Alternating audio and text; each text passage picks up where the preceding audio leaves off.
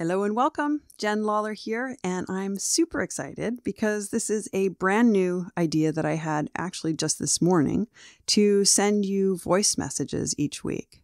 I do this all the time with my one-to-one clients, and they absolutely love it. So I thought, what the heck? I'm going to try this out with you, my beautiful email subscriber. So if this works out and you like it, let me know. If you prefer written emails, let me know that as well. I personally love podcasts because they let me listen with my earbuds in while I do other things like walk my sweet border collie, Sarah. So if you're brand new to my world, let me refresh your memory as to who I am. My name's Jenn Lawlor, and I'm a certified healer with more than 33 years of experience in personal growth and transformation. I've worked with hundreds of women from around the world, taking them through a process of deep transformation in which they finally release the stuck emotions and beliefs that have been fueling their inner conflicts so that they can find true and lasting inner freedom and joy. Okay, so today what I want to talk about is this concept that I've been recently sharing with a lot of my one-to-one clients, and it's about how the incredibly difficult and painful emotion, shame, how it can be an absolutely potent teacher that can teach us how to love ourselves and really know ourselves. So first of all, let's do a quick recap and define what shame actually is. Shame's an emotion, and it's the feeling of embarrassment, of shrinking, of falling apart, wanting to hide, and feeling like you're not enough in some way. A key pointer with shame is that you feel like something's wrong with your inner experience. For example, I love examples. Let's say your best friend gets this awesome promotion at work, and your authentic inner experience is a moment of jealousy. And you believe that having those feelings of jealousy are wrong. They make you wrong in some way, a bad person perhaps. Can you see how you're in conflict with your true, authentic experience because you believe that it's wrong or not good enough? And you'd likely never want to share your feelings of jealousy because that would reveal to others that you're what? You're a horrible person who can't be happy for her friend who's just had a massive win. Now, of course, I would not think that you're a horrible person for having jealous feelings in this situation. I'm simply using that as an example of how someone who's ashamed of her inner truth might see herself. Okay, so now that we're clear on a basic definition of shame, let's move on to the topic I want to talk about in today's voice memo.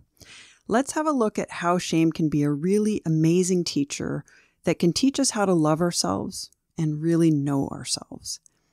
When we're shamed, meaning we've been viewed through a shame-based lens by another person or by ourselves because we've internalized shame.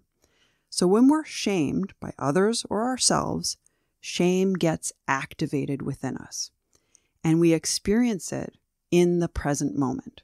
So something happens, someone looks at us through a shame-based lens, or we look at ourselves through a shame-based lens, like in the example I just gave of someone looking at her feelings of jealousy through a shame-based lens, looking at it as if there's something wrong with it.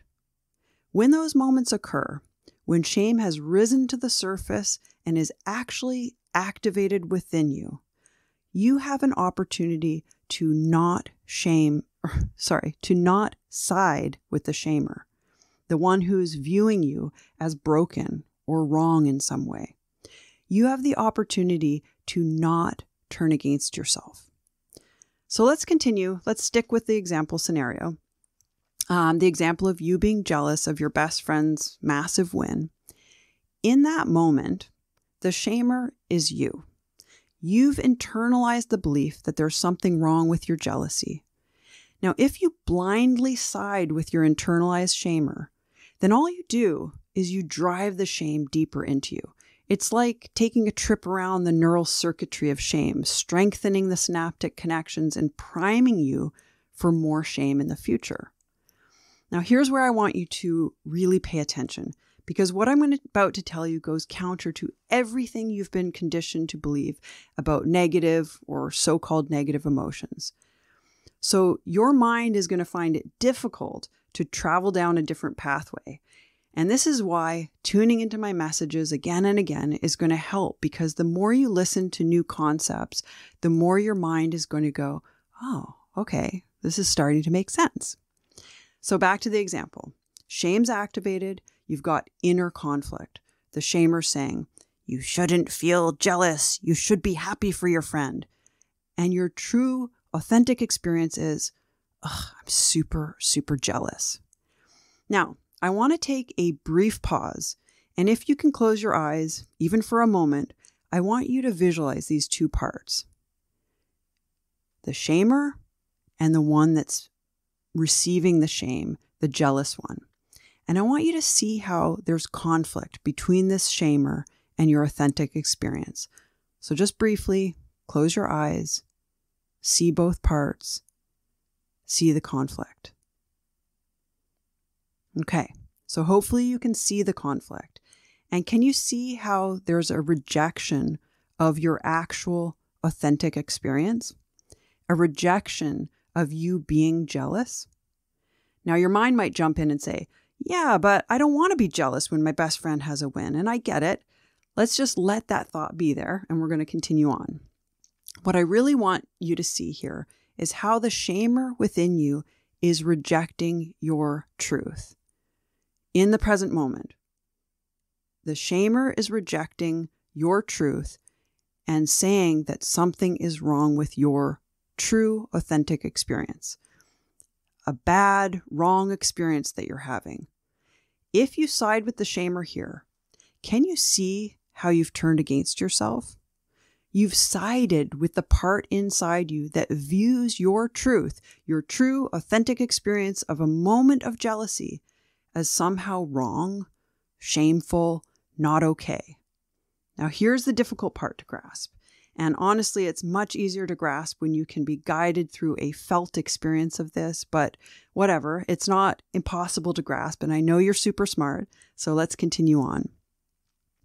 In a moment when these two parts are activated, the shamer and the shamed, in this case, the shamed one being the jealous one, you have an opportunity to honor your authentic present moment experience of who you are. You're jealous, and you're also rejecting yourself. That's your truth in the moment. Both. The way these moments of shame can teach us how to love ourselves and know ourselves is by making direct contact with both parts. With the shame, I see you, I feel you. And with the jealousy, I'm so jealous. I want to be happy for my friend, but right now, jealousy is surging through my body and mind. The key here is to hold and feel both parts. Neither one is bad or wrong. Both are your authentic truth in this moment. Both need to be seen and held and allowed to process. By building your awareness of moments of inner conflict like this, by building your awareness of how you reject your true, authentic experience in moments like this, you have an immense opportunity to learn how to love yourself and know yourself. Path number 1, the path that most people take, is to be asleep at the wheel. Moments like this come up and they act them out like a puppet, driving the pattern of inner conflict deeper into their subconscious. And path number 2, the path that you're on, is to wake up and see and feel the inner conflict and to choose a path of curiosity. Oh, wow, how interesting it is that I'm jealous in this moment. Feel it. Wow, it feels so tight in my chest. And then, whoa, interesting. There's the voice that tells me I shouldn't feel this way. So interesting. See them and feel them. Don't be detached from them. Make direct contact. Feel and hold and experience both parts.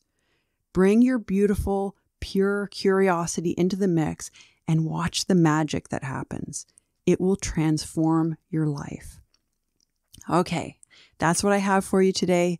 Until next time, my beautiful friend, I am sending you so much love and healing, and bye for now.